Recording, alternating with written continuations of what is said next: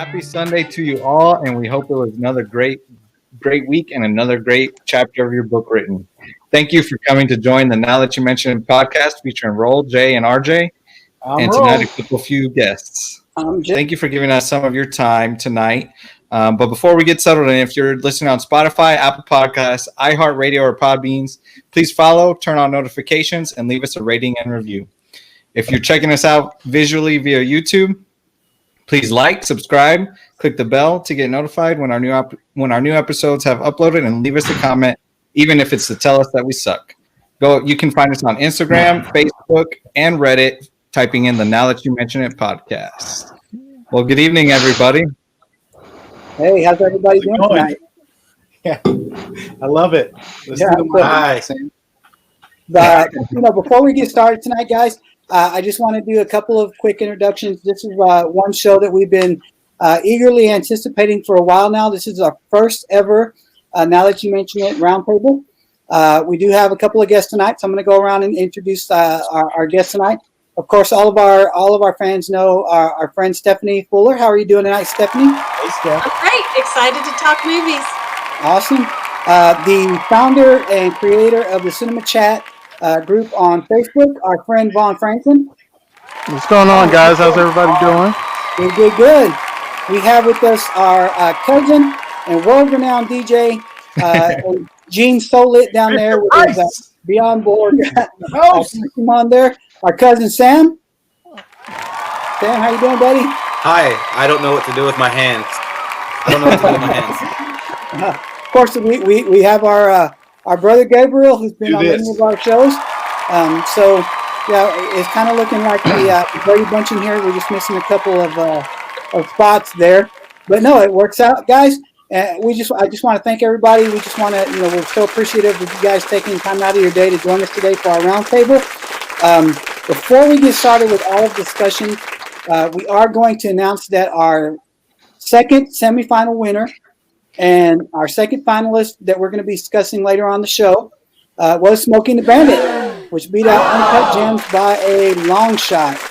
It was not even close, man. No surprise there. Uncut Gems got trounced.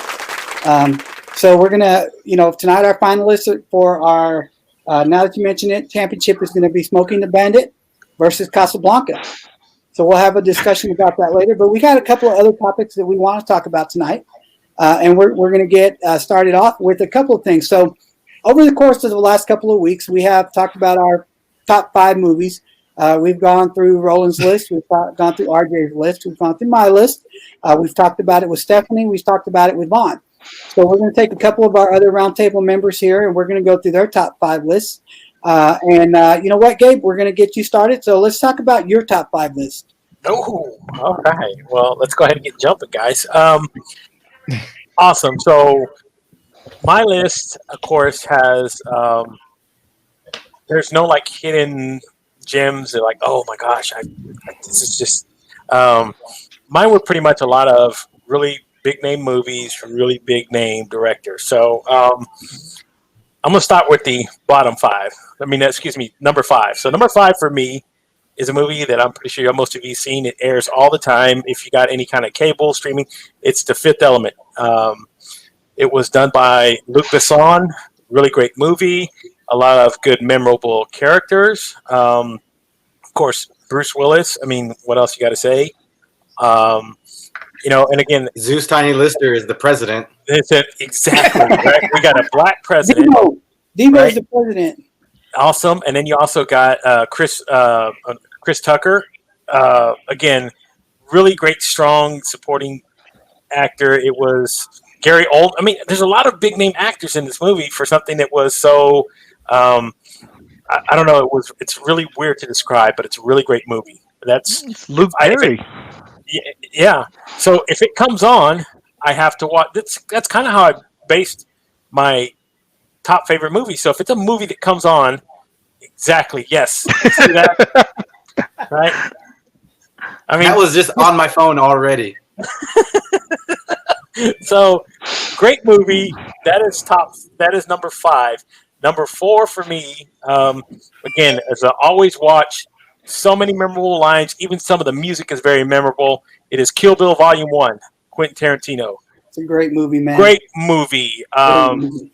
Great character. Great.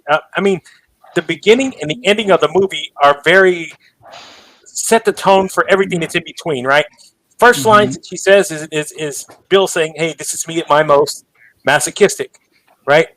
Right. Boom, gunshot. Then you hear Nancy Sinatra, bang bang, and it goes off. And then the last scene is at the end. He's getting Sophie and he's holding her hands over his head, and he tells her, "Do you know that? Does she know that her daughter's alive? The kid's alive?" Leaves you hanging. I mean, it was, and everything in between. I mean, there's things that even that when I listened to the ticket, right? I mean, the Bob and Daniel start their show. It was the song from the music is such a big player in the whole Kill Bill series. And the thing is, Quentin Tarantino, personally, I think he's kind of a D-bag.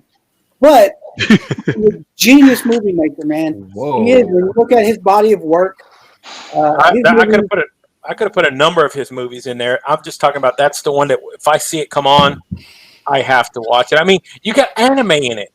Anime in a movie. That's true. That goes from live action to anime, and you don't even pay attention. It's just part of the flow of what he does. So for me, that was number 4. Number 3 for me, and this is kind of more. It's a real. I don't know if it's a real story, but it's The Pianist by Roman Polanski. Wow, really? Yeah, just because Adrian Brody, really good movie. I mean, you see the struggle of what real life was in Poland. You see, I mean, literally hiding for their lives towards the end of the movie. He's holding on to a can of pickles that he's been. I mean, it's kind of like it's Wilson, right? He's carrying it around. That's his whole objective is to try to get that can of pickles open, and it's really. It's really strong for me, and of course, it won him an Oscar for playing the role. So, if it comes on, I see that movie, and even though I don't like Roman Polanski, I watch it. So, I watch again anytime it comes on. So, that's for me is really great, and this has probably been on a few other people's list. I haven't heard everybody's list. I don't think The Pianist has been on anybody's list. Not that one. The next one I'm about to say. Yeah, he was saying the next one. Number 2 for me is Goodfellas, Martin Scorsese. Oh, yeah. That's been on a few people. I mean, how many lines can you recite from the movie just watching it? All of them. What is it with you guys in gangster movies? Does everybody have a gangster movie on their top 5? Everybody except you. You're the only oddball with alien movies on yours. I had, and only reason I said didn't. The only reason I said that is because it was the writing, it was the story behind it, and then it's the characters that you walk away from going, wow. And again, another big time movie, another big time director, and of course, for me, number 1, anytime this movie comes on, anytime, even when I catch it in certain parts, I'll watch it. Number 1 for me is Full Metal Jacket, Stanley Kubrick. You can just sit and watch the first 30. You can just watch the first 30 minutes and walk away and feel satisfied. That's true. I mean, you're talking about Arlie Ermy. You're talking Matthew Modine. You're talking Vincent D'Onofrio. Vincent, yeah. So you see these actors if in there. If the movie ended at the end of boot camp, you're like, I'm sorry. I would have been fine. Yeah, that's the perfect movie by itself. You're sitting there talking about Gomer Pyle sitting in the bathroom. Hey, Joker. You're like. The funny thing about that movie is that Arlie Emery was never supposed to be in it. No. He was just a consultant on the movie. And the guy that they had playing the drill sergeant couldn't get the cadence. He couldn't get the tone down. So they asked Arlie Emery to come in and do an example of, and he made one of the actors cry, and Stanley, not Stanley, Scorsese, Kubrick. That was Kubrick, right? Yeah. That was Kubrick. Stanley Kubrick. you need to be playing this part. And that kind of launched his Hollywood career. I mean, they took him from being just some guy that was showing him how to be a drill sergeant to being a movie star. Exactly. And that movie is not that. I don't even think he was really a drill sergeant. What's that? He was. I don't think he was truly a drill sergeant. I think they made him an honorary one. I think if you look into his you look into his past, I think I read that he wasn't truly a drill sergeant. He was a Marine, but they made him an honorary drill sergeant after the. You could have fooled me. Yeah, you could have fooled me, right? Yeah, for sure. That whole 15-minute scene when they get to boot camp and it's 30 minutes. Every single word that he utters out of his mouth is such a quotable line that it's crazy. Right. It's. It goes all over, and it takes it. That's why I said it's when you talk about these kind of movies. If you can remember that stuff, to me, if it comes on, you see it on the TV guide, you see it on whatever guide you're watching. You go, you know what? I don't care if it's an hour in. I'm watching the damn movie. I mean, one of my favorite lines in the whole movie isn't even at boot camp. They're getting on the chopper. They're taking them out there to. It's Joker and the guy on the helicopter, right? He's sitting there just plowing down. He's just sitting there plowing down people in the fields, right? And they're just watching him. He's sitting there yelling at him, "Get some, get some!" Just shooting off his from there. And he asked them, "How can you shoot women and children?" Right? And his answer is, "You try not to lead them too far." I mean, it's crazy. It's nuts, but it's a very memorable movie, and that's why I said that's how I kind of judged what I deemed as my favorite movies, my top 5. So that's the thing about top 5 movies, and this is the hard part. I think Sam said it best is trying to nail down your 5 most favorite movies is like trying to nail down your 5 most favorite songs. It's almost damn impossible because as I sit there and listen to all of y'all's list and I'm listening, I'm going, man, you're right, man, that was such a great movie. How come that one's not in my top 5? But each person has their own top 5 for a reason. So Sam, let's get into your top 5. Let's hear how the DJ ranks his favorite movie. Okay, first I have to say that I was wrong. He was a drill sergeant, but he was given an honorary rank because he was given an honorary promotion. I looked it up. Yeah. The wonders of the internet. Sorry for dragging his name through the mud. Yes. Fact check. Okay, so I'll be the fact checker.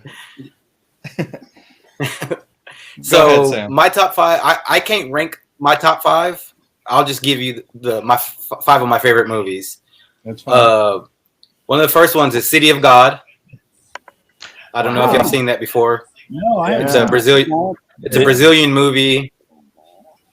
It's a Brazilian movie about a drug war that went down in the favelas in the 70s. And he's a semi-famous photographer now, but he captured some of these drug wars and some of the police corruption on camera, and it just follows his life. And it's one of the greatest movies I've ever seen. Just seeing a 8-year-old kid shoot people, it's pretty awesome. And if great movie. you have to enjoy subtitles. Yeah. So Jay and Roll will be out on that. Yeah. I didn't come to read. I mean, you might understand Portuguese. It's close to Spanish. Yeah, I don't. Actually, you can watch. I guess they were out on. They were out on Narcos too. Love Narcos. I love that one. Second movie, I would have to say A Bronx Tale. Yeah, that's a good one. It's not as gangster as other movies, but A Bronx Tale is one of my favorites. I'm constantly doing Sonny. Yeah. That's a very good one. I just watched that the other day. Which one? I didn't hear it. A Bronx Tale. Oh, okay. Robert De Niro, the great Robert. Not De Niro. as gangster as everybody else. Chad Palminteri was amazing in that movie too. Yeah, he was. He's a good actor, man. So basically, that movie is based on a one-man play written by Chaz Palminteri, and he did it. I don't remember if he did it off or on Broadway, but that's how it started. Third movie. This one is probably an easy one, and everybody uses it. But Tombstone. That's another good one. It's a movie. Anytime it's on, no matter what part of the movie it's on, I'll sit there and watch it. And when it first came out, I hated it. I didn't want to see it because my two brothers enjoyed the movie, and I was kind of at the point of life where, like, if my brothers thought it was cool, it had to be stupid. Yeah, it sucked. You know what? I'm still stuck at that point of life. Yeah. Hey, you and me are going to have words after this. So it took me a couple years to really sit down and watch that movie. Fury is probably one of my favorite war movies, so I have to add that on there as my fourth. What is that? It's a Brad Pitt movie. Is it? Fury is a World War II movie based inside of a tank, and it has Brad Pitt's one of the lead actors. John Barenthal's in it, and I can't remember the Mexican guy's name, but he's the guy from Ant-Man. Michael Pena. Michael Pena. Michael Pena. So yeah. So it follows this one tank crew throughout the towards the end of World War II. It's an amazing movie if you haven't seen it. Philip would like that movie. Last but not least, this one is a toss. There's so many movies. Let me guess. Car Wash. That's my list. I'll say Roadhouse. I do love. No, but Roadhouse. Roadhouse is probably. I've watched Roadhouse. I was going to so say many times. Yeah, that's the one. I was either gonna. This is how I know. I was either gonna say Roadhouse or he was gonna say Independent. The one with Nick Cage. National Treasure. National Treasure. Oh. We watched that a ton of time. I love those movies. No, I would have to say it's a Cheech and Chong Nice Dreams. Oh yeah, that's a great movie. Yeah. All the Cheech and Chong films are fantastic, honestly. Yeah. Yeah. They're so dumb that they're funny. I don't think I would have half the humor I do now if it wasn't for Cheech and Chong. Like being a 6 or 7 year old kid watching movies I don't truly understand. So I see the wheels over there spinning in Stephanie's head. She's like writing movies down. She's like, I need to go watch that one. I need to go watch that one. I need to go watch that one. Up in smoke. I've seen most of them. But when you haven't seen one in a while, you because it's not one of your favorites, you kind of forget. Like, Yeah. I've seen that one. I remembered I liked it, kind of, but I got to watch it again. See, and that's, Just the part where. Go ahead, Sam. I'm sorry. Just the part where they're growing weed underneath the fake swimming pool, and there's a rip in the tarp, and then he gets on and he's like pretending he's swimming. Genius. And I think Those guys are genius. I think Cheech and Chong movies were the first movies where they would put funny license plates on the cars. Because you see that throughout movies nowadays, but I think they were the first people to do that. I'm not 100% sure, but that's the first time I remember seeing it. Yeah, and those are really good lists. There are a couple of movies on both of your lists that, knowing you guys for as long as y'all, as I've known y'all, I would have never guessed in a million years. Gabriel the Pianist, that blows my mind. That's one of your favorite movies.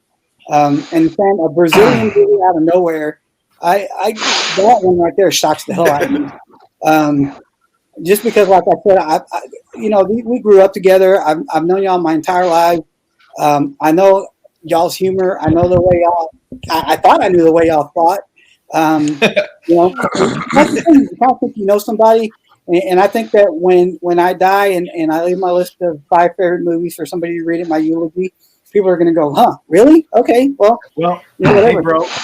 Hey, I've known you my entire life. I never would have guessed Aladdin was on your top 5. Oh wow! Dude, one Live of action. my favorite Wait. movies. Live No, action okay, or dude, live don't action even- or animated? Yeah, Don't he you loved the dare- live action version. No, hell no. Don't you dare to Whoa. smoke my list away with that monstrosity. He said Will Smith as the genie was the greatest of all time. Hey, Those all I were know his is exact quotes. some of y'all are getting edited out. That's all I know. All right. You want my worst movie now? Yeah, let's talk about. Well, hold on, no. Let's talk about worst movies. So we got everybody's top 5 list over the last several weeks. We got Sam and Gabriel today. We're going to talk about what's the worst movie you've ever seen, and I mean so bad that maybe you just walked out of the movie. You couldn't. Maybe watched it all the way through, but by the end of it, you were like, "God, I want my time back." Stephanie, we're going to start with you. Mine happened 2 days ago. Wow. So, Okay. y'all are all familiar with The Shining.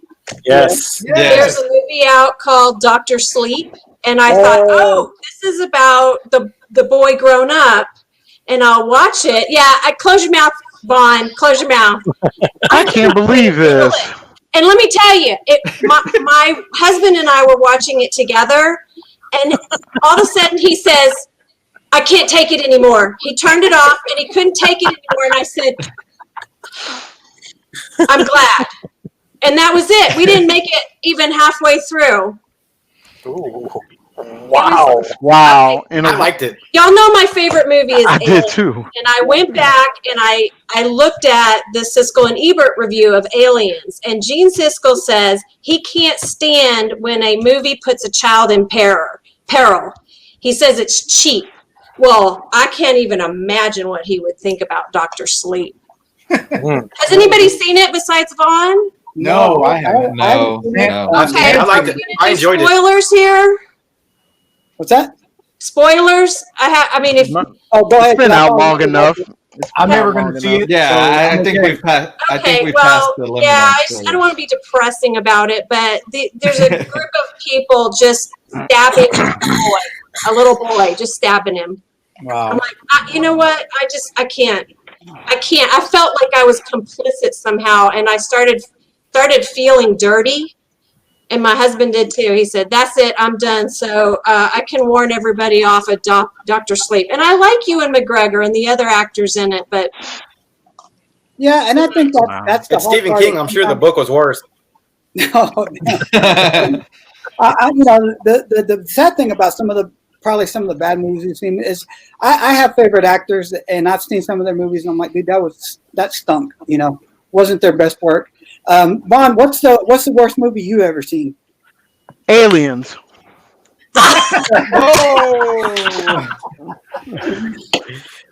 Okay, I'm just joking. I'm just Shots have been fired. Wow, I'm it just reminds me of the joking. presidential debate from yesterday. Oh my gosh. My worst movie, I can't remember the year it came out. I remember going to the movies with a bunch of friends. It was at the Arcadia or something like that in Dallas. And Never Talk to Strangers with Rebecca De Mornay and Antonio Banderas. Oh, yeah. It's about this. She's a criminal psychologist. She starts dating Antonio Banderas, and when she starts dating him, she starts getting stalked, and she can't figure out who's stalking her, who's doing all this dangerous stuff to her, and she keeps accusing him, and he keeps saying, "I didn't do it," and I'm like, halfway through the movie, I didn't care, and then they had the nerve to throw in a twist ending that she was stalking herself. I'm like, okay. I stood up and I Early wanted to Karen. punch the screen. Oh my gosh. I would have ran up there and punched the screen if I could. It's the worst movie I've ever seen. Oh my God. Horrible. That is a horrible movie. I've seen it, and I agree. Horrible. Probably not the worst movie I've ever seen, but yeah, I would agree. That's a pretty bad movie. There's so many things about it, but Gabe, let's get yours. Okay, this one's going to be controversial, Oh Lord. right? Aladdin. No. I will Live stab, action. stab you. Okay, worst movie I've seen, and I can't watch it after The Last Jedi. Ryan Johnson pretty Kill you, much dude. took a dump on the Star Wars series and said, "You know what? I'll show you." Right? You're talking about the greatest Jedi, right, ever to live, and he goes out like in the worst way. Theoretically, I would say Yoda was the best Jedi that ever lived, but keep going. Well, But Luke was And one of Yoda those went out the worst way ever, people- too. exactly right. You're just talking about, oh, I'm just gonna fade away and turn into a piece of cloth and on a rock. Really, dude? You're talking about this guy? That's what Yoda. This guy, That's what Yoda did. huh? That's true. Yeah, but Yoda. Obi-Wan Yoda peed did out it. like me when I found out I had a kid. so this, but again, you could have had so much high hopes. Well, here's the thing. Okay, here's the thing, right? You at least saw Yoda fight his ass off, right? You got to see that, right? I mean, Yeah. you saw what Luke and Vader did in the last one. It was, that was not the swordmanship that I was hoping for. And if you Return saw, of the Jedi? Yeah, okay. yes, okay. So, but did you see that from Luke at all? Besides that, I mean, you're talking about this guy went to the Jedi temples and was. I expected a lot more, and after I saw the movie, I said, you know what, I ain't watching that again. I've got, the only thing that could have been worse is if they would have put Jar Jar Binks in that movie. That would have just the biggest. The great Jar Jar Binks. I would have just taken the biggest turd on the franchise. So for me, that's strike two, kid. So for me, it was The Last Jedi. Out of every one of those movies, I would prefer to watch The Phantom Menace before I would watch The Last Jedi. Whoa. You were talking about the Misa.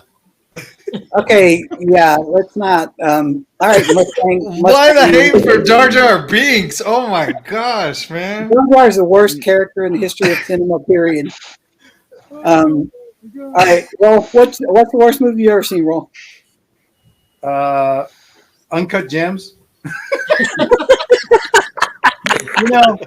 Honestly, guys, I'm probably not the best to really talk about this one because sometimes I'll even sit through stupid movies. I mean, completely asinine. The Fat Boys. Remember the Fat Boys movie, Disorderly? Oh, Yeah, Disorderlies. Oh yeah. I love that movie.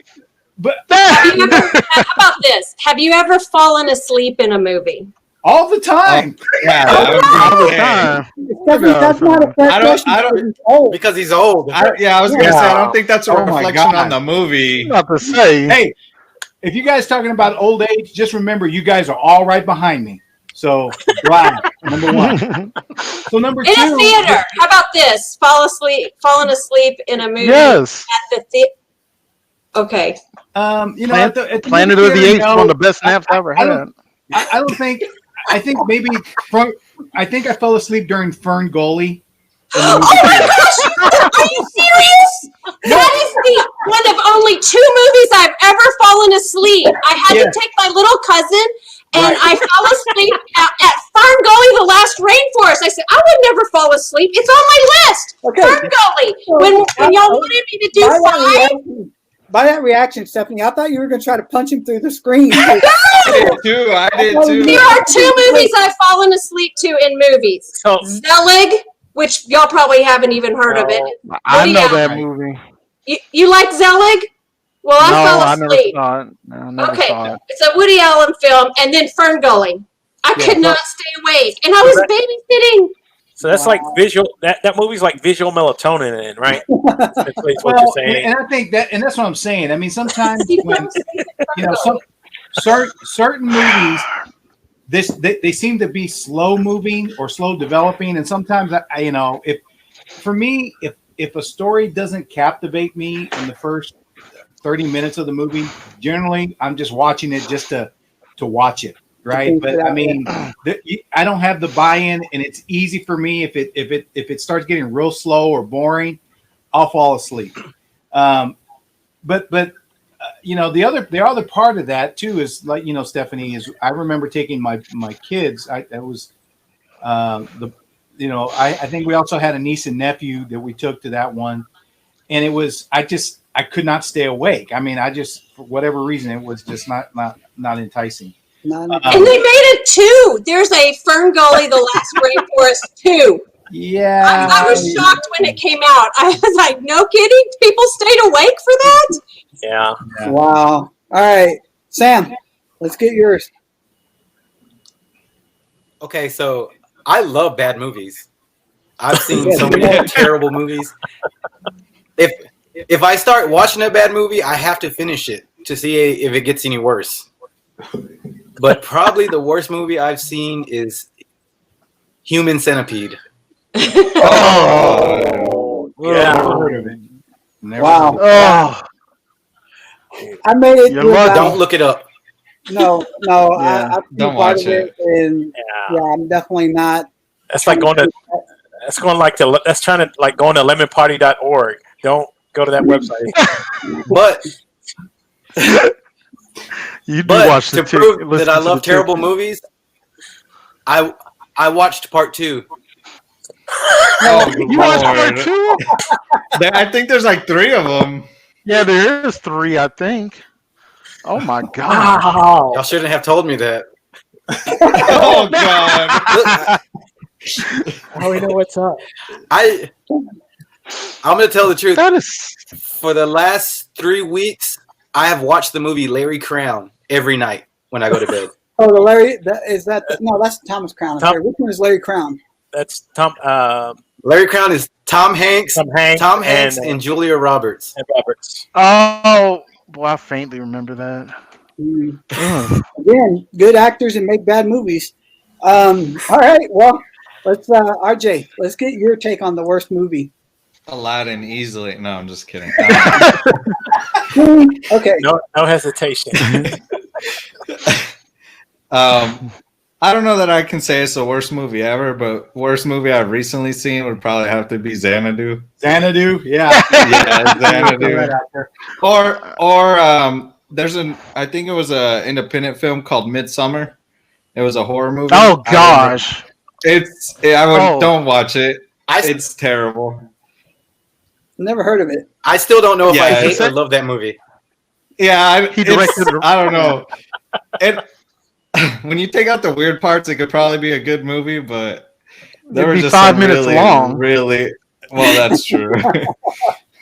There were just some really weird parts. That's that all movie I'm scrambled say. my brain. Well, that's kind of hard to do. For I went to see it because Hereditary was so good. Yeah. I don't know if y'all seen that movie. We started watching Hereditary the other day, and I couldn't. It didn't interest me, so I turned it off. Yeah, I like that movie.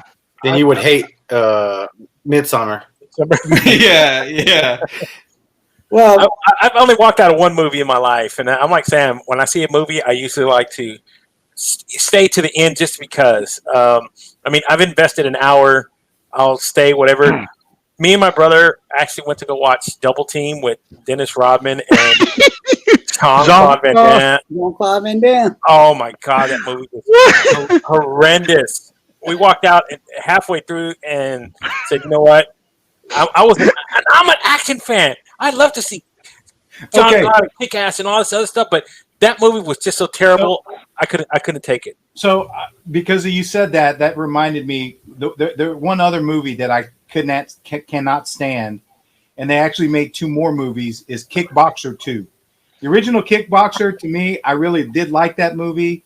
I am a Jean-Claude Van Damme, but to bring in Sasha Mitchell to play the brother and develop a very weak storyline from there, that movie was horrible. Yeah, anytime you replace a main actor with somebody's brother or cousin or family member or friend who takes up the mantle of what they're trying to do, that leads to bad things for a movie franchise. Yeah, look at Smokey the Bandit Part 3. Oh god. No kid. Oh gosh.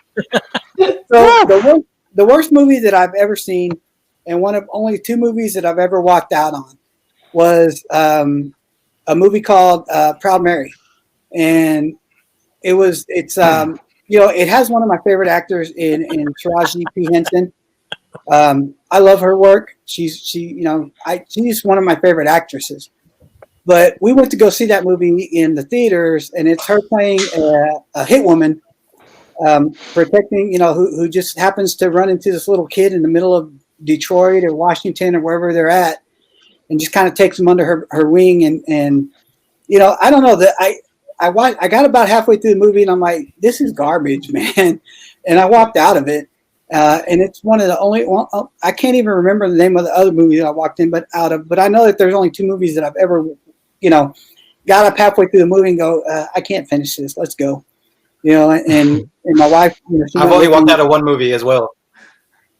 Well, it was funny. She's like, "Are you sure you want to go?" Because I was with paid for the tickets and popcorn, and like we had the discussion. You spend $50 going to the movies now, and I was like, I don't care. Let's just go. I can't sit with this bad. So what were you saying, Sam? What's the movie you watched? I was with y'all's brother, and I was with one of y'all's brothers as well, and we walked out of Fear and Loathing in Las Vegas. Oh, I wasn't ready for it at that time. Yeah, and I think that's one of those movies, and I think there's several movies that I've seen in my lifetime that when I saw it for the first time, I wasn't ready for it. But as I got older or as things changed in my life and I went back and rewatched it, I was like, okay, I get it now. But, that bad movies are fun to talk about just because, I love the reactions that we had through that. I honestly thought Stephanie was going to reach through the. Yeah. Well, figure the odds. Fern Gully came out years and years ago, and really, I wrote it down. It was like getting struck by lightning or something. Right. Well, it was funny because just the way you reacted, you're like, oh my God. And I thought you were going to be like, oh my God, that's one of her favorite movies. No, Yeah. no, the problem with worst movies is I have more on my list, but they're probably movies that you guys haven't heard of. And I added a couple of movies on my list that everybody's heard of, but I didn't like. Yeah, well, You said that there was a Fern Gully Part 2, right? AFI's #1 film, Citizen Kane. I'm sorry, I don't like it. Yeah, I don't get that one either, man. I can't. I've seen it multiple occasions because I thought that was one of those Vaughn. I just didn't get when I saw it the first time. And so I went back and watched it. unbelievable. I watched it a third time. And I was Vaughn is contemplating kicking y'all out of the cinema chat. I know. I already admitted this in the cinema chat, so I know he's read that. I'm like, what is so great about this movie? I don't like Dr. Strangelove either. Go ahead. Come at me. I never saw it. I don't care. I don't think I've seen Doctor Strangelove. Yeah, and that's the thing, right. man. I think we all have our little niche movies, or I want to say maybe indulgent movies that we like that other people would never like, or movies that we don't like that everybody else kind of likes, and that's one of those movies, Dr. Strangelove, but especially Citizen Kane. Everybody tells you, oh, you have to like Citizen Kane. It's this great movie and got this great story and this rosebud and blah, blah, blah, blah. And I'm like, and Xanadu. I think the movie was trash. I think people pretend to like Citizen Kane. But dude, Olivia Newton-John was great, and you just can't. Oh no! In the movie Citizen Kane, Xanadu. Yes. Do you know what Xanadu is in Citizen Kane? Yes. I thought you were talking about the movie Xanadu because we reviewed Xanadu. Thought you were taking another shot at me because you've already talked about Aladdin. We've already talked about A Few Good Men. There's all right. So we're gonna move on to our next topic, guys, and that was. We just talked about a movie that maybe we saw that we weren't ready for. But what was a movie that you saw as a child that maybe you went back and saw it again as an adult and you're like, oh, God, that sucked. What do I like about that movie? And we're going to start in reverse order for this one, RJ. So let's start with you first. Probably The Mask. Oh, yeah. That's with really Jim right. Carrey. Yeah. I remember it being a movie I loved as a kid. This has a little cringe parts. Yeah, it's annoying. Yeah. He's really over the top in that movie. I was just gonna say that's the definition of over the top. Yeah. Yeah. So that's mine. But Cameron Diaz. Yeah. 21-year-old Cameron Diaz. Smoking, bro. That's a good one. Let's start. Let's go with you, Sam. No Holds Barred. The wrestling movie with Hulk Hogan. The introduction of Tiny Zeus Lister. I thought that was the greatest movie of all time when it came out. Yeah, because when we were all, there What's was a that point smell? we were all into wrestling. Stephanie, Vaughn, I don't know that you guys are, but there was a point in our lives growing up that we were wrestling was our lives, man. We were all over, Raw's War. We were all over, the NWA, and I think there was months that we talked. I liked the Von Erich. There were months we only talked in wrestling. Von Erichs. Yeah. But Hulk Hogan was in everybody's wheelhouse back in the day, man. And you're right, Sam. When that movie came out, I remember how pumped I was to see Hulk Hogan in the movie. And you're right. You know what? I haven't gone back and seen it as an adult, and I think if I went back and watched it, I would probably see why you're putting that on your list. It's pretty bad. I'll tell you that for me, honestly, because of this movie challenge, the whole reason we started this is going back and looking at Xanadu and the Fish that Saved Pittsburgh. It was definitely movies were much more nostalgia filled because I remember in the day that Fish that Saved Pittsburgh was a basketball movie, a sports movie, had a good soundtrack. Same thing with Xanadu. But honestly, if I want to go with movies that going back and seeing them as an adult is the original versions of Godzilla. I know we talked about the Godzilla franchise is definitely a franchise that has benefited from special effects. Did you copy my list? Yeah, I snuck over and took some pictures, and it's actually written right here. No, but in all sincerity, the Godzilla franchise, and it's just the kind of the low tech quality and kind of the cheesiness of it all.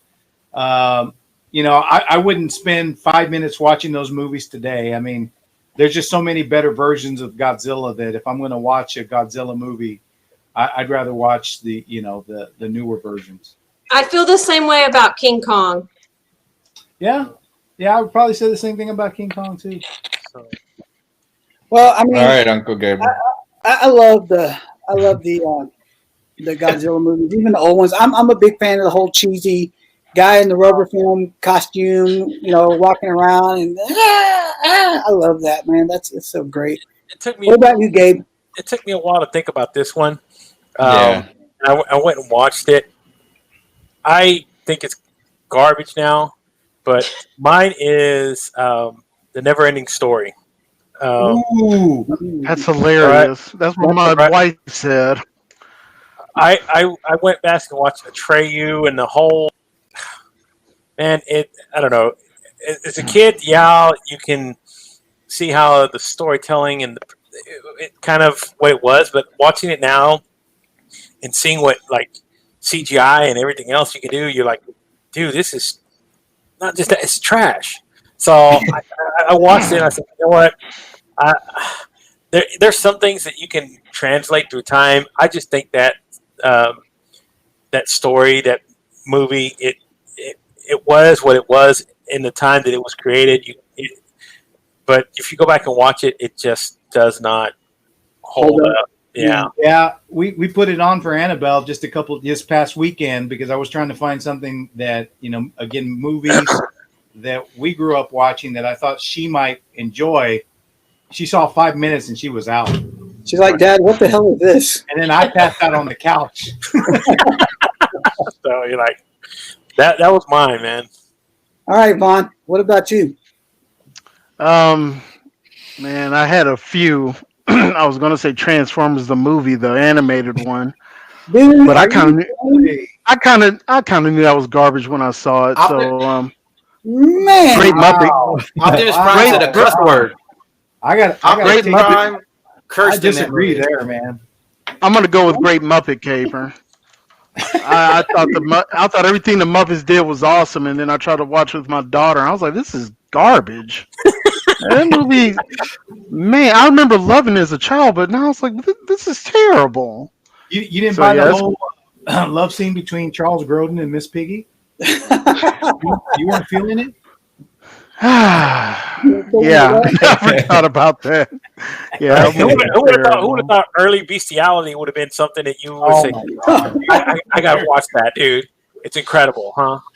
I mean, you know, I don't know. We did watch that at a bachelor party. Yeah. But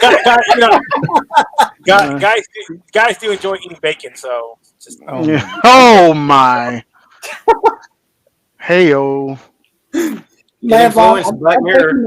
I'm taking exception to that Transformer, the movie. The Garbage, you know it was garbage. Dude, that was the most awesome I movie. agree. That was a way to sell new toys. They killed off all your favorites just so you could buy new toys.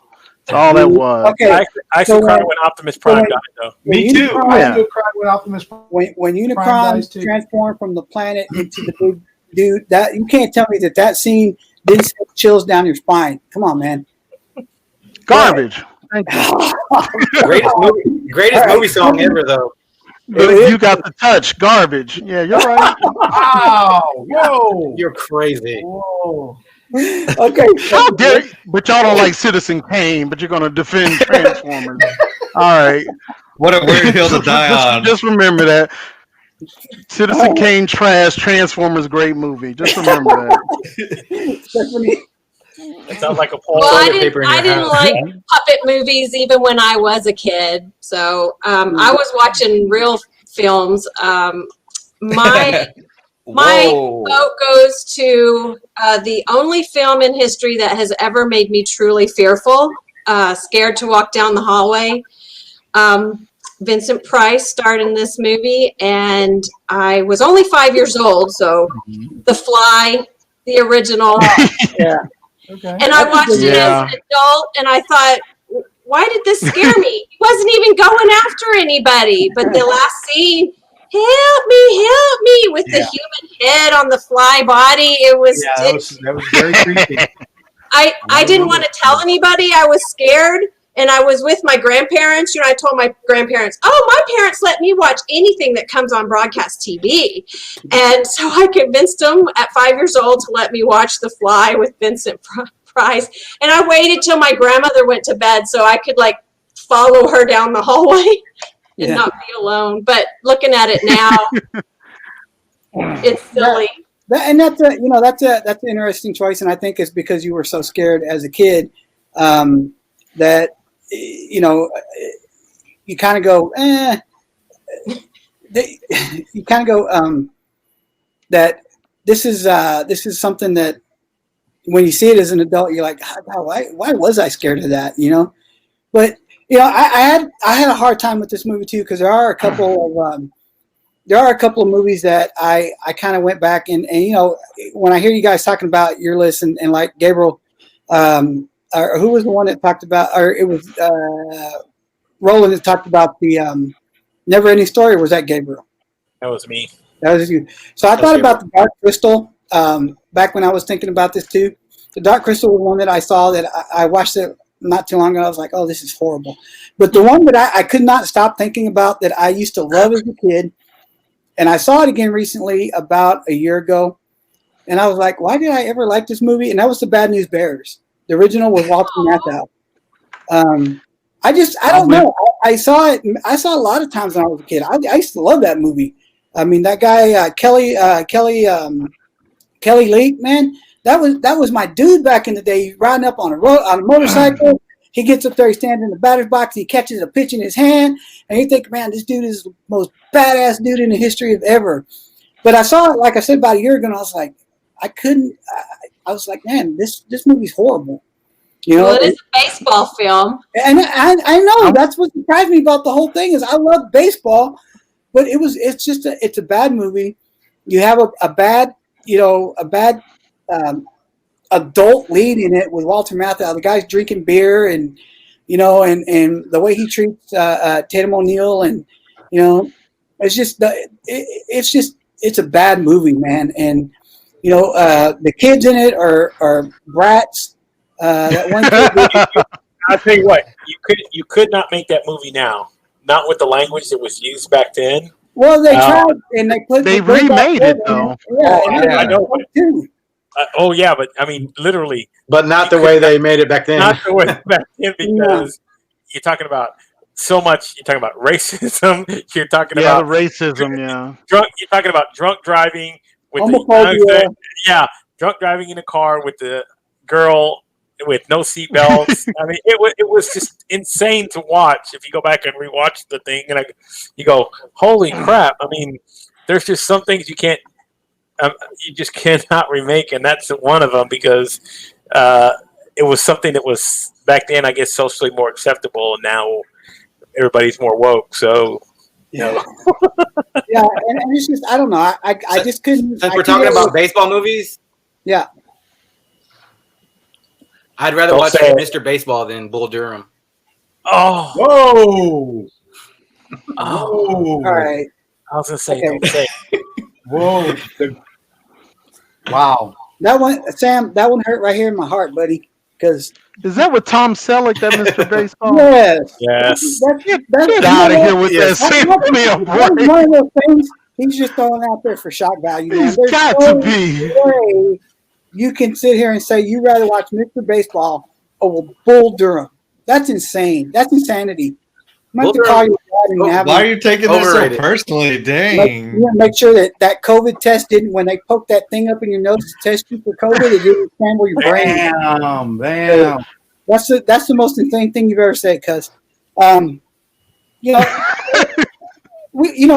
funny. I have a whole list of topics, but I like this topic where it's going, where Gabriel said one thing that kind of, and I know we've all kind of talked about in the past, but what do you think is one movie that was made back in the day that just couldn't be remade today?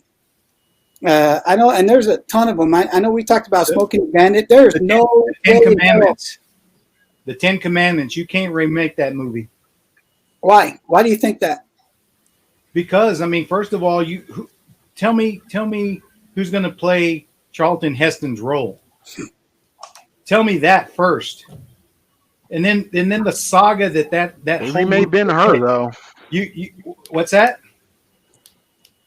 What's that, Vaughn? They remade Ben-Hur. I could see them remaking Ten Commandments. I think if you make the Ten Commandments, I think you're making a mistake. That's just my opinion. Wow. So what they can't about remake the movie Landon movies Stanley Kubrick made. What's that? They can't remake the movie Landon movie that Stanley Kubrick made. Oh yeah. No, and there's a couple of Stanley Kubrick movies you couldn't remake. What's that one? The Clockwork Orange. I don't think you could remake that one. Oh no. Who would want to? Thank you. I did not like that film. I didn't like. That's actually on my list of worst movies when we were supposed to do 5. Because I wanted to pick a movie that people had heard of, but that just I did not like it. I didn't like A Clockwork Orange. So, Vaughn, let me ask you this: do you think they could remake It's a Wonderful Life? Oh, absolutely. Really? It'd be horrible, but they could. Absolutely. Well, but they can remake anything. I'm talking about when I'm talking about remaking a movie. I'm talking about remaking a movie and it be as good, if not better. Oh no, it wouldn't be as good. No. No, and that's what I'm saying. That's what I'm saying about the Ten Commandments. I mean, I don't know how you could remake that movie and expect there to be any real. I mean, everybody's going to be bashing it. Everybody's going to be talking. I mean, it's kind of like we talked about Willy Wonka and the Chocolate Factory, right? When they did the remake of Charlie and the Chocolate Factory. I mean, that movie creeped me out, and I'm a huge Willy Wonka. That whole story by Roald Dahl is one of my. I've read all the books or both books. I say all the books, but both those books. And I absolutely love the Gene Wilder character. I don't think there's anybody, even if they try to redo it again, that could remake and be a better Willy Wonka than Gene Wilder. Well, no, you got a point. I thought you just meant remaking it, period. Yeah, you got a point. Wouldn't be as good. Could they remake Showgirls? No. Oh, absolutely. Nobody should. They couldn't make it any worse. You can't redo a masterpiece. That's right. You can't make it any worse. Long good point. So I'm just asking. That's what I said. The whole thing about sitting in the casting chair and you having to make those decisions. That's why I said it's really hard to think about because it really racks your brain. That's why I said, say a movie like again, Silence of the Lambs, 2 roles, 2 great actors, both of them won Academy Awards for their roles. If that was your position to say recast it, you're going to keep the plot, you're going to keep Hannibal Lecter, you're going to keep Agent Starling. How do you recast it? That's it's a tough thing to do. So but it's always an interesting topic to talk about because you can just spend hours. And I think you're right because there's I think we've had this discussion about many movies in the past on different shows that there are just certain actors that play a certain part in a movie that you can never see anybody replacing them in that part. I know with Stephanie we talked about Aliens. Sigourney Weaver could never be replaced as Ripley in that movie. I agree. Daryl Hannah and Kill Bill. Yeah. I mean, think about Fight Club, right? I mean, Well, I don't know. I think you could replace both Edward Norton and Brad Pitt in Fight Club, and you could still make that movie. I don't think those performances were so strong or so iconic that you couldn't put somebody else in that role and not see them in it. But there are just certain characters, man, like Buford T. Justice. Could you ever see anybody other than Jackie Gleason playing Buford T. Justice? You can't, dude. I don't think that there's anybody you could ever put in that role that they would say, okay, you know what, he was as good as Jackie Gleason. I think there are certain. I think with a movie like Fight Club, you could replace both Brad Pitt and Edward Norton and still get just as good as movie, just as good a performance. I don't think those performances were so iconic that they couldn't be replaced. So who could you get to replace? There can only be one Dalton. Friday. To play who? Who on Friday? To play Chris Tucker's role. Oh my God! On Friday, there's nobody. They tried. Nobody else. They tried it with Day Day and it didn't work, man. You cannot replace Chris Tucker in that role. You just can't. Cat Williams. Cat Williams, I was going to say. Cat Will. I mean, no. I like Cat Williams. I think Cat Williams has, but no. Chris Tucker made that. The only one I could think of to become close. His role. Dave Chappelle, maybe. Yeah, Chappelle. I don't think Chappelle would play it with the same kind of pizzazz that Chris Tucker did. I just don't. he doesn't have the same build, but maybe Kevin Hart. No, dude, get out of here. Get out of here. Can you imagine Smokey being like a midget? I can't imagine Smokey being like a midget. I know who could do it. Kevin James. There is one Dalton and one Dalton only. Oh Lord, I don't know, man. Marlon Brando as elderly Vito Corleone. Yeah, I think good. No, there's no way. Nah, I don't think so. I don't know, dude. Again, I don't think that role is so iconic that you couldn't get somebody else to do it and not be as good. Which role? You're just Vito. He's saying Marlon Brando Vito could be. Corleone? Marlon Brando? Yes, that's what he's saying. You're out of your It's just mind. because he's mad that Godfather's better than Goodfellas. No, because I think you could take better than Goodfellas. I think you could take. Yeah, I know. That's what I'm always saying. been better than Goodfellas. That's what I'm saying. I'm agreeing with you. Okay, first of all, you're out of your mind. Second of all, I think you could take Paul from Goodfellas and put him in the role of Vito Corleone, and he would. No way. No. You can't replace. You can't recast Vito. Not the older Vito. No. All right, let's make this topic because now you're talking crazy talk. Let's Let's get to bloopers. Right? Let's get to bloopers. Yeah. Okay, so let's talk about bloopers. Sam, we're gonna start with you on this one because this was your idea, and I know you're one of those guys that likes to actually sit there and look for mistakes in movies. So what's the biggest mistake or best blooper you've ever seen in a movie?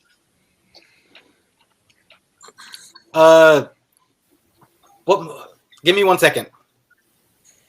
What movie were we watching the other day with the sparklers? The movie blooper. The sparklers. Damn it. Okay, so not that movie. So there was a movie we were watching yesterday, and and there was an explosion, but you could see like the flares were that they use flares for explosions. Yeah, gotcha. But oh yeah, it was Men in Black 3. Oh Men in gosh. Black 3. And there was a big explosion, and when they're cutting away from it, you can see that the sparklers were still shooting up.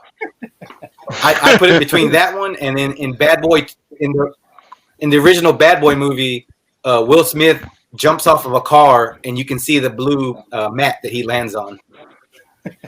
I don't think I remember that. What about you, Stephanie? I had a hard time with this one because part of going to the movies is the agreement on the audience's part to suspend disbelief.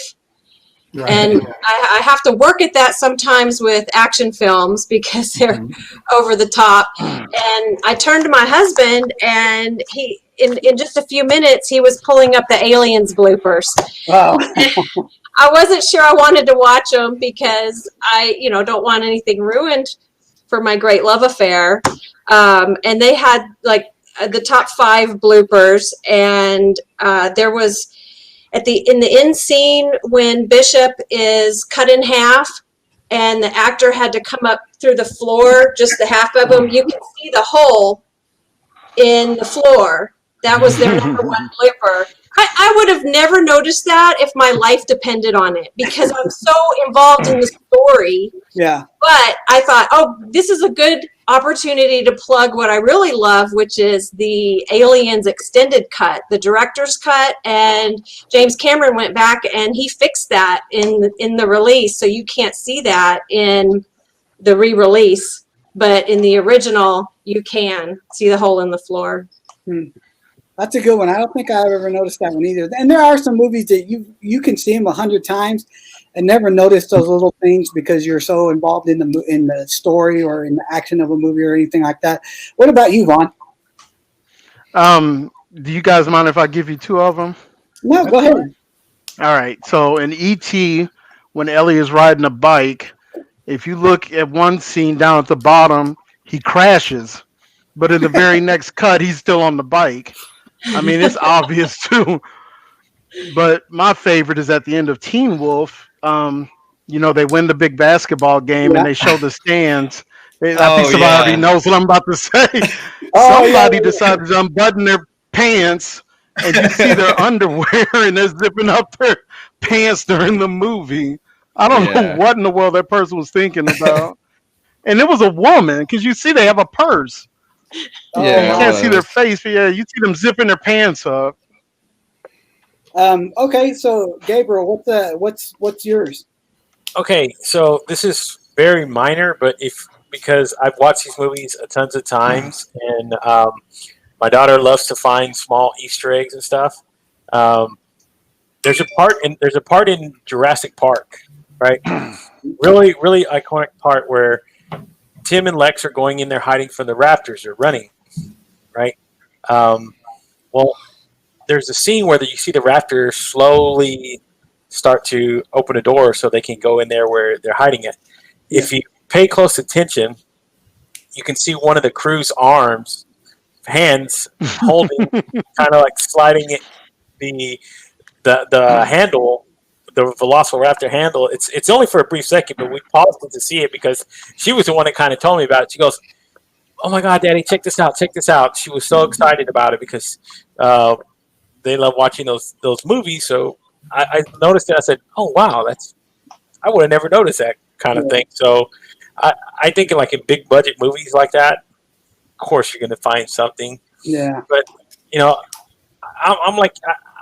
I like to see sometimes too when they make mistakes. There's oh God, now I'm trying to remember. There's a scene where somebody has a jacket on. They go cut to another scene, and they come back on. Yeah. The jacket's back and the on. jacket's off. Yeah. I'm trying to remember the movie. Continuity errors. Yes. So you see that all the time, and you're probably thinking that something the editor just probably missed, and it's like, screw it, it's already in the film, and we spent. $45 million to put it out there. Screw it. Let it go. So I mean, it happens to the best of them. Those are all good ones, and I think that we're going to have to go back and rewatch some of those movies to kind of catch those things. I mean, there's always the iconic ones like the Stormtrooper hitting his head in Star Wars that I think everybody's seen. What about you, RJ? I had a few, but I'm only going to go with one. You know, I could have picked from Black Panther, Lord of the Rings, or Harry Potter, but this one's not so much a blooper as it is. It wasn't written in the film. In the Fast and Furious 6, after when The Rock is coming to give them to give Vin Diesel and them their freedom papers, basically, Tyrese says, "You better hide your baby oil," and The Rock retorts, "You better hide that big ass forehead." And that actually wasn't written in the film. And you can see like Tyrese and Ludacris just break character. That's probably my favorite one, just because of the way The Rock came up with that on the spot. That might be the only favorite one ever, because I think you're the only one who's seen that movie. I recommend that it. blooper. I love the series. Yeah, Hey, I love the series. So Well, okay. Tell me about Vin Diesel's new song. Well, we'll talk about that later. Yeah, we'll talk about that later, because we're getting to that point, guys, where I know that we're stretched for time, and some of our esteemed guests. Hey, what about my blooper? What's your blooper then? Tell me. Man, This whole episode? What? Oh, Wow. wow. That's your blooper? So he's gonna Aladdin, the movie Aladdin. my blooper. Let's see. My blooper is so in Willy Wonka and the Chocolate Factory, the scene where Gene Wilder is arguing with Grandpa Joe and Charlie, and he's so demonstrative in telling them that they stole fizzy lifting drinks. You see his hair is got this big old like flop piece to it, right? And he's demonstrative. His hair is kind of flopping all over the place. They cut to Grandpa Joe and Charlie, and they flash back to Gene Wilder, and his hair is perfectly combed and everything. See, like little things like that people may not have noticed or ever seen before. But those are all great ones, guys. I do want to get to our next topic, guys, and that is voting on our champion for the Now That You Mention It movie tournament. So we have our finalists. Our finalists are Casablanca and Smokey the Bandit. So I know we as a group have seen all of those movies. We reviewed them over the course of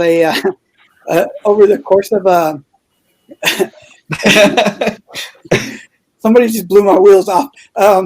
Over the course of the last 2 months now, and so we're going to go around the horn and let's just get everybody's pick for who you think our champion should be.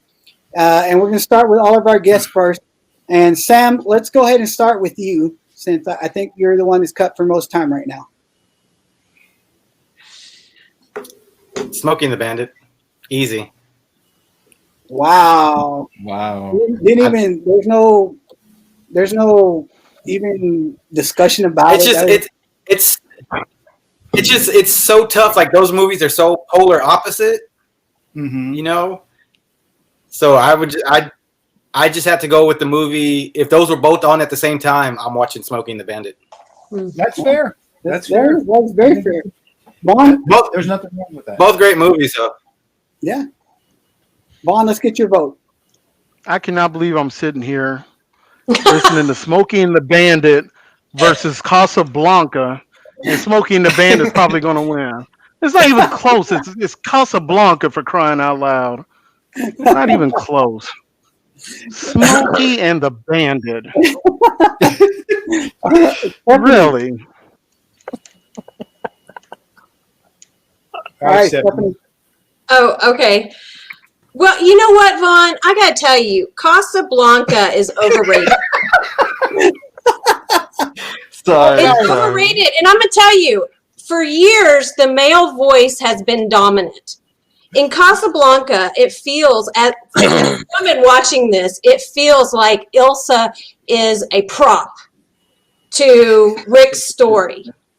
She's not a dynamic character, and honestly, when I rated it, I gave the acting a 3.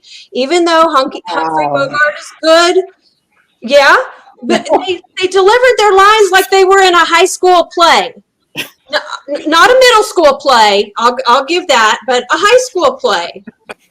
Wow. It's a novel story. It's a great film. I'm going to give it my vote. Okay, so yes, Casablanca gets my vote, but it's not a perfect film. It has issues. Vaughn, do you always have that vein on your forehead like that, or is that a new y'all saw I just took a aspirin. I can't believe this. Gabriel? Well, I mean, I was gonna say, I think you could tell by his background. Wow. I mean, literally, not again. What I love more about Casablanca is the writing. Right, like I said, it is a technical script writing. You want to see how to write a script? Go ahead and do that movie. But again, my opinion is I love just. I was an action guy, man, and to me, what was cooler than riding around with a hot chick in a car, right? And I mean, it doesn't. To me, back then, it didn't get any hotter than Sally Field. So, not that Ingrid Bergman wasn't hot. I'm sorry, but it was. To me, I was like, wow. I mean, really, getting out of the dress in the car. Wow, her climbing over his lap wow. I mean, it was really great. And again, the action scenes were awesome. And I got to see a dog, right? I really got to. I got to enjoy Cletus, which is again awesome. So for me, Fred, not Cletus. Fred. That's right, Fred. Who's Cletus? Dang. Who's Cletus? Wow. So Cletus was the owner. You think that That's right. Sally Field is hotter than Ingrid Bergman? Oh yeah. Oh. She is. She is. It's. I mean, you got a cute beauty and a classic beauty. They're an apple and an orange. Yeah. Sally. All right. Well, RJ, let's say Sally Field is not hot. Sally Field was just okay. Cute. Wow. Whoa. Wow. Anyways, that's a hot opinion right there, baby. It's because Sammy didn't really see her in Gidget, so he really doesn't have the context. I just got Human Centipede. The Flying Nun. Check out the Flying Nun. Yeah, the Flying Nun. I just got Human Centipede. I was about to say, I know Gidget. I only saw the Flying Nun. No. All right, RJ, let's get your vote. So I'm gonna preface this by saying, just talking about how great the movie challenge has been. Before this started, I probably would have picked Smokey and the Bandit, but after watching Casablanca, I'm gonna go Casablanca. I think it's the better film. I obviously love the Fast and Furious. I love racing movies. So before I probably would have gone Smokey and the Bandit, but you're a car guy too. Yeah, and I just think from a film perspective, Casablanca is a better movie. If to put it how Sam said it, if they're both on, I'm probably gonna watch Casablanca. Fair enough. All right, roll. Me? Oh, yeah. Yeah. Oh So, I had this big dissertation on both movies that I really wanted to go through, but I mean, since you're kind of giving me a time limit, I'm just going to say that I agree with everything RJ said. Casablanca for me. Very good. Long dissertation there, pal. We can go into it. I mean, I'm prepared. At least he credited his source. Yeah. And here's the thing for me, guys, is I really love both movies. Smoking the Bandit was such a nostalgia thing for us growing up. We, like Roland said, we've seen it many times with our dad. It's one of our dad's favorite movies. There's so many iconic lines, parts, songs in the movie. Eastbound and Down. Every time I hear that song come on the radio, on a TV, on a commercial, I turn it up because I love that song. Jerry Reed's one of my, I love the way Jerry Reed sings. He's one of my favorite singers. I am a country and western fan. People who know me know that. I love Jerry Reed. But Casablanca has long been one of my favorite movies. It is the movie that made me want to go watch old movies. Before I saw Casablanca, I had zero interest in going and watching a black and white movie. I had zero interest in going and watching old actors. I just didn't want to do it. And then I saw Casablanca and I fell in love. And I actually started going back, and it created my love affair of older movies. So for that reason, I'm going with Casablanca. I will say this though, I would much rather be Burt Reynolds' character than Bogey's character. Yeah, good point. That's true. Good point.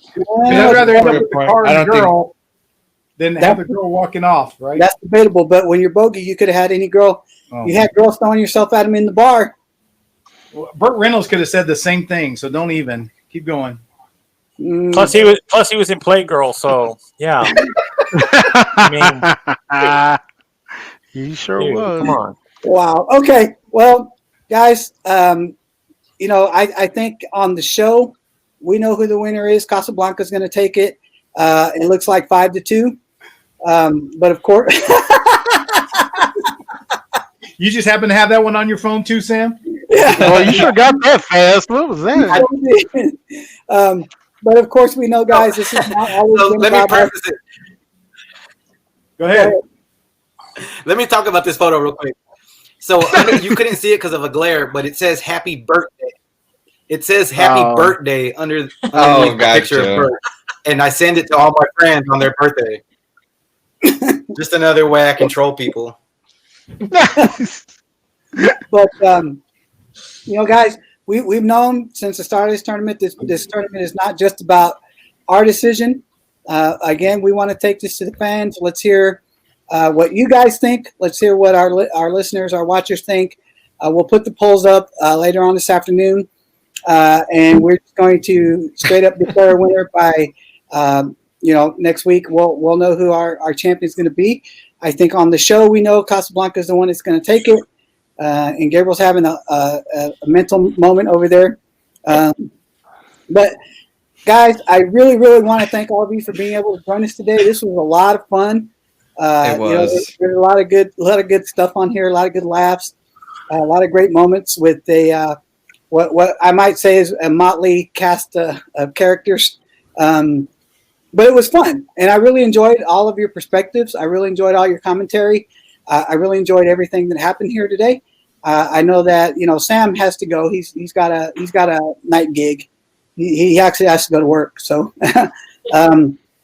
so thanks, Sam, for joining us this week, man. We'll carry on the discussion for a little while longer after you go. But thanks for popping in, man. We really enjoyed it, cuz. Thanks a lot. Hey, Primo, real quick, Potter. put you on here. You want to? Yeah. Any shout outs you want to throw to anybody?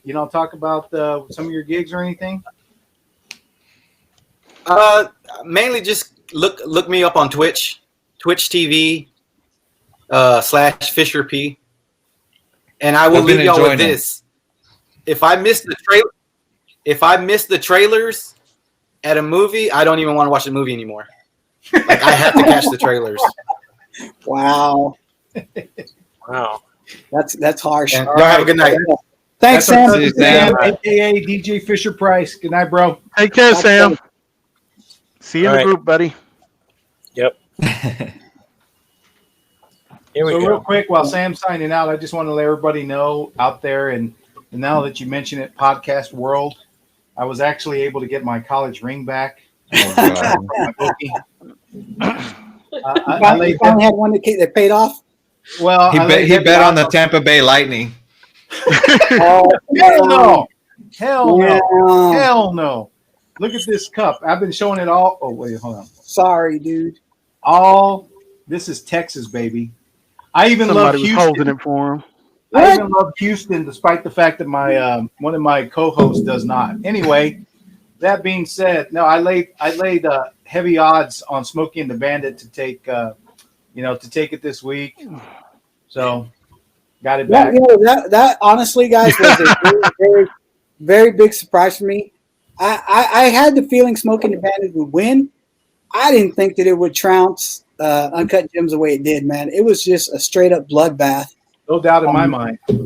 Well, I know, no doubt in your mind, you hated the movie. I think the only one on the podcast that actually enjoyed it was Vaughn.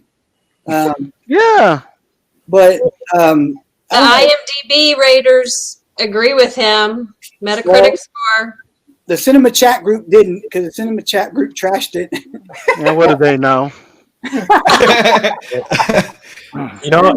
It's always good to know a few Russian hackers, bro. So, you know, if I want to sway a little Smokey the Bandit one way or Casablanca the other, hey, I got to reach out to Sergey and a couple of the other guys. Dimitri. Yeah, Dimitri and the rest of them, man. Get them going on that.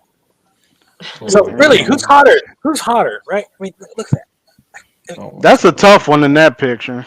It is. That's what I said. Everybody said she's cute. No, she's more than cute. She's hot. No, they're both beautiful. They are. I'm not. That there's no. There's to me. There's no claim that they're not both beautiful. I just think one's not just cute. That's just my so. Yeah, she's hot. Hey, be fair to Stephanie and put a picture of Ryan Gosling up there. No, he wants to see that. Mel. He wants to see Ryan Gosling. He's a big Ryan Gosling fan now. Yeah, because he's even better looking than Rachel McAdams. Yeah, I mean, I stand by what I said, dude. When the male lead is hotter than the female lead in a movie, it's not right. Rachel McAdams. That's all there is to it. Wow. ergo, you want to see Ryan Gosling is what you just proved my point. I mean, With the beard, not without the beard. oh man, That's never a problem in a Woody Allen movie. Is there? Yeah. You know. Before we close out, let's get some final thoughts from our panelists here. We'll just go around and we'll just, in general, just tell us, about your experience and what you thought about the whole tournament. Stephanie, let's start with you. Well, there's so many apples and oranges and pears and bananas. They're all different. It's hard to compare. Even Smokey and the Bandit, if you're wanting to, versus Casablanca, if you're wanting to go deep, it's Casablanca, no doubt. But for a fun evening of laughs and not being serious, it would be Smokey and the Bandit. So often, Fair enough. Yeah. what's a good movie is what mood are you in and what are you looking for in film? Yeah, I think that's a universal truth, because there are times when you're kind of flipping through the channels and even a good movie that you like may be on, but you're like, man, I really don't feel like watching. It's kind of depressing. I want to see something Right. I think the other thing too is just to keep in mind. I mean, when we did this thing, we wanted to keep it, fun and solicit a lot of viewer feedback and let them have some input on how we did this.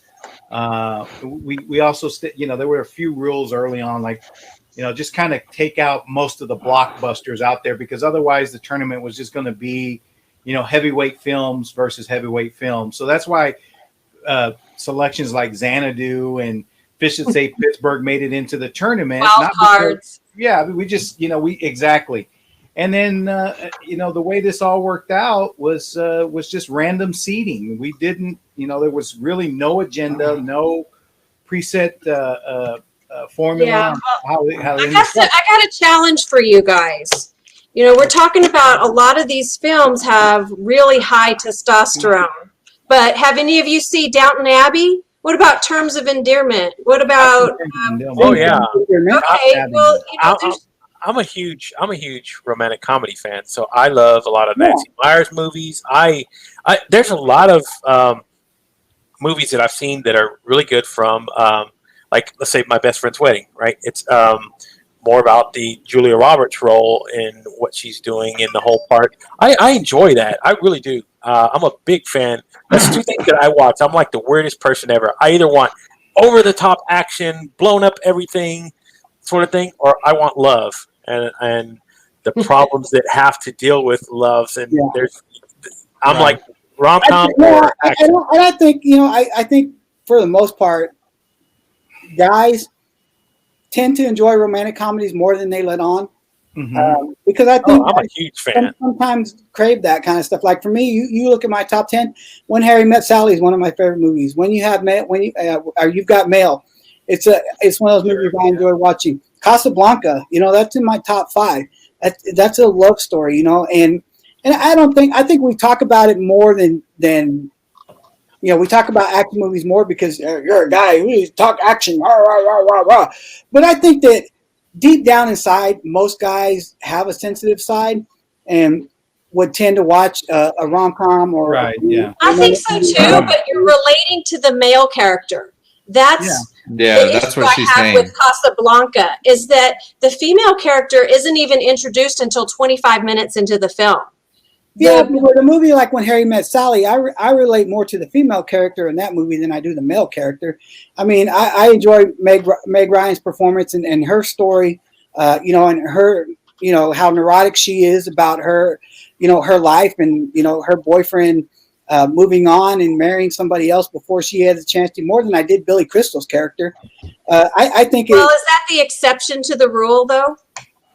That might be an exception to the rule. I mean, the other issue I had with Casablanca, and I'm going to shout out this lady's voice, feminine voice, was that they didn't go back into why he loved her, why she loved him, why she was willing to consider leaving her husband.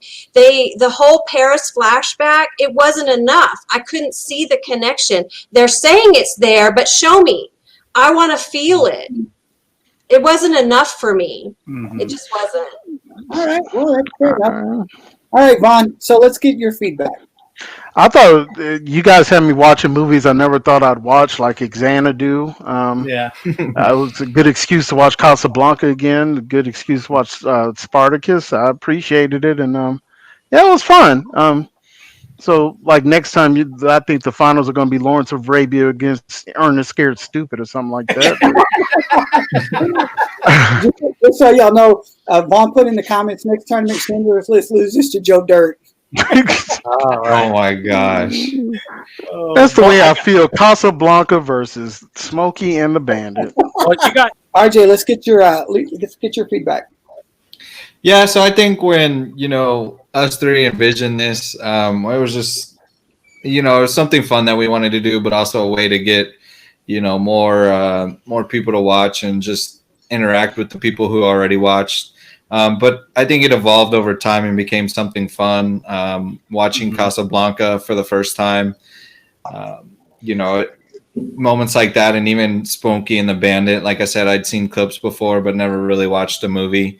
I look forward to hopefully doing it again, and maybe the next time we, add in, we each pick a heavyweight, because I know this time we wanted to kind of stay away from, keep it to movies. Yeah, go ahead. I was gonna say just keep it to movies that we hadn't seen in a while or had never seen. That was kind of the whole rules that we set in the beginning, us three. So I think overall it was a success, and got to interact with great people like Stephanie, Vaughn, of course, my Uncle Gabriel, and our cousin Sammy. Hopefully it's maybe something that we do once a year going forward on the podcast. Well, what's funny? I was thinking that maybe what we do, we can talk a little bit more about the idea of development on this after. First of all, I completely agree with what you said, RJ. I think we all really had fun. It was fun making new contact, connecting with Vaughn. Vaughn's an old schoolmate of ours. And then again, really the evolution of our talk show or podcast was the fact that we've interjected new voices. I mean, when Jay and I first started this, it was us, but we felt like to some degree we're so like-minded in several things that's why RJ became a part of our program, to bring that younger voice, a different perspective. And so I think this format is really cool because now we're getting several voices and different, even more perspectives. But maybe we do something like the movie of the month, right? Where maybe all of us can collectively throw 5 names in the hat and just randomly draw a name. In that month, everybody has to watch the movie, and maybe we do another format like this, a little bit more roundtable. But that's all we talk about is that movie. Good, bad, or whatever. Go ahead. Well, I was going to say the whole, when you talk about how this thing evolved from where we started from, I think that you're right, and the fact that getting Vaughn and Stephanie involved, especially for Stephanie, because she brings a unique voice to everything that we're doing. Because you saw here, she was surrounded by 6 men, you know. And she's right. She interjects those points of where you're looking at it from a male perspective when she talks about Casablanca. And she brings that needed female perspective to what we're doing here. And I'm kind of glad we brought her on. And I know I brought her on when I originally started looking for a female voice. It was because we're reviewing the Notebook. We need a female voice for the Notebook. But I think that we've learned that Stephanie's expertise is not limited to rom-coms or even romances. Right. I mean, no, Aliens is one of her favorite movies. But it's one of her favorite. If you look at her top five, I mean, her top five has some movies in there I never would have really guessed. So, I mean, you're right. She's got a different kind of eclectic appreciation. Well, and then I even listen to, like, my wife when I look at one of her, a couple of her favorite movies. Deuce Bigalow is one of her favorite movies. And, I'm so glad we did not put that in this tournament. Dude, you should have just closed. She should have just closed that before you got married, man. The Hangover is one of her favorite movies, And so I look at that, and then the way our feeble men minds work is we think that women are relegated to rom-coms and romances, and you never think that a woman would find a movie like The Hangover enjoyable. But hell, it's one of her. And every time that stupid movie comes on, she laughs, and I cannot, for the life of me, understand why. It's not that great, but she loves the movie, and she laughs at that movie every damn time. Deuce Bigalow. Every time that movie comes on, she laughs her ass off, and I just can't get it. I'm pretty sure she likes the hot chick too. I don't know, but guys, Jay, there's something I haven't told you. I'm a big Star Trek fan. Well, no, I knew that. Oh, that explains everything. Yeah, and wait. How far? Let's go. I mean, are you talking original? Are you talking about? I watched the original as a kid. Yes. Or New Generation, Deep Space Nine. Yes. I was a nerd in all. I was a nerd that too. Me and my brother would sit there and just watch all of that. So him and our other brother were they were so far into the Next Generation that it wasn't funny, man. It was, oh yeah. Like they couldn't miss the episode of the Next Generation. Deep Space Nine when it came out, I was like, oh yeah. I mean, literally. Dax is one of my favorite characters. Yes, right. I mean, Dax. See the female character merged with the male symbiont. To me, Deanna Troi, she was always one of my favorites. Dr. Crusher was one of my. I loved it all the time. I could watch. I watched all the movies too. How much nerd? I don't know. All right, guys. Well, we're coming to. We're about an hour and a half into the show, and I figured that's about how long we would go. I just want to say a big thank you to Stephanie, to Vaughn, to Gabriel for joining us tonight.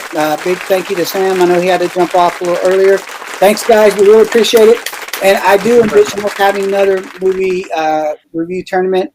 And, maybe for the next one, we do nothing but blockbusters, because I really would love to see Goodfellas go up against The Godfather to see who would win that one. Ooh, that wouldn't even be a contest. Man. Yeah, I think that would be a heavyweight battle on the par of, You'd be the only one, man. Whatever, dude. But maybe not. Whoa. Wow. Guys, thank you for the participation throughout this whole thing.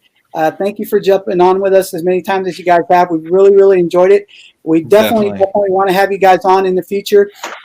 There's more to come, especially there's just so much to talk about with movies and things like that. Yeah. That this has a way to go. Quick plug. Remember, any guys, join Vaughn's Cinema Chat group. Send him a connection if you haven't connected with him already. It's a really great group. I see my friend. What are we up to, Vaughn? 339. Good job. I see my friend Eric Pruitt commenting in there as well. So it's a great group. Eric's been on my show. He was one of my early ones. Really cool guy. And again, check my show out if you don't. It's Made from Scratch Broadcast, guys. Shameless plug. Streaming 5 nights a week, 7:30 Central Standard Time. Connect, please do. I'm on Facebook, LinkedIn, Twitter, Instagram. You name it, you can find me. All right, guys. That's all I Thanks got. for all the help tonight, and that's going to do it for tonight. Thank you for joining us, and you guys have a good night. Have a good one. Don't Good forget, night, you guys. everybody. tagline. Yep. All right, boys. Good job. Good job. We come to the end of another show. This is one of our special shows. I really love the whole roundtable format. We had a lot of fun tonight. Had a lot of laughs. I got a lot of good opinions, a lot of good feedback, dialogue. That was huge. That was just a lot of fun. I really enjoyed that, and I think we need to do another roundtable again. Definitely. I think it brought a lot of dimension to the show. But folks, that is our show for tonight, and we really, really appreciate your time. This was a long one, but it was a special. Just remember, check us out on YouTube. If you'll hit the like and subscribe button down at the bottom, click the little bell so that you get the notifications when our new content comes out. Check us out on all of our audio formats on Podbean, Spotify, iHeartRadio. Podcast, iHeartRadio, and check out the social media, guys. Check out give some love to our Facebook page, our Reddit page, our Instagram page. We really, really enjoy it. We really, really enjoy the feedback, and we hope to hear from all you guys. Don't forget to vote on our final Smokey the Bandit versus Casablanca. We will have the polls up later today. We'll have a winner by next week's show, so we know what the grand champion's going to be, and we really, really appreciate it, guys. Thank you for your time. Thank you for all the attention. Thank you for all the feedback. We really, really appreciate it. And don't forget, thank you to Jesse P, because we couldn't do it without. There you go. All right. All right, guys. Good night. Night. Good night.